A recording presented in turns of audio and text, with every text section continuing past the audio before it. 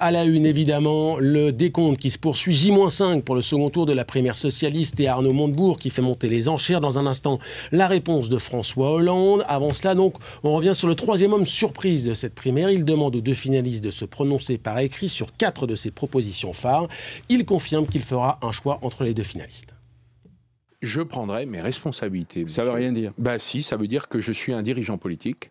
Je suis capable moi-même de faire des choix. Et donc, je ferai certainement un choix.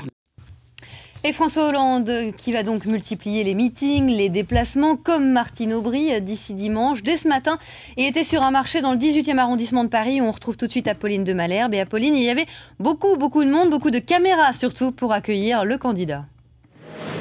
Effectivement, il y est encore, il est derrière moi en réalité dans les allées du marché et ça bloque pas mal parce que des caméras, il y en a, des gens qui sont là aussi pour l'accueillir, pour lui poser des questions sur les difficultés du quartier. On est ici dans un quartier populaire difficile du 18e à Barbès où les habitants étaient nombreux dès avant son arrivée pour l'interroger sur la prostitution, sur la drogue, sur les difficultés auxquelles ils font face au quotidien. Mais en fait, ce qui est vrai, c'est qu'il y avait beaucoup de bousculades. On a un peu le sentiment que la campagne de deuxième tour de François Hollande, elle est improvisée.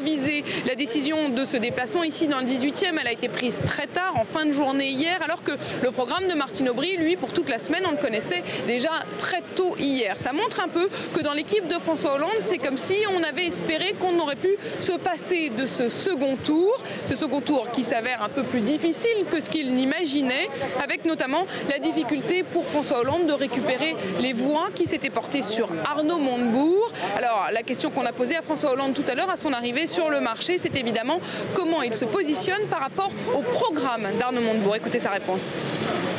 Je ne suis pas Arnaud Montebourg, je suis François Hollande, ça ne vous a pas échappé. Sinon, vous auriez été victime d'une illusion. Donc, moi, je défends la politique, celle que je crois la meilleure pour mon pays.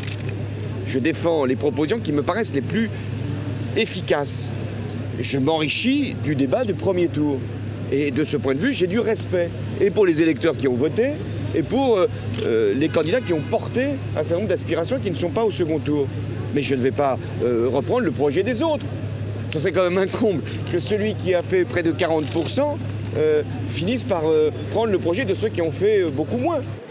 François Hollande qui a donc choisi d'être sur le terrain cette semaine et le terrain pour lui c'est la ville. C'est là dans les zones urbaines qu'il a fait les moins bons scores, notamment à Paris où Martine Aubry est arrivée en tête avec 37% des voix contre François Hollande à 32%.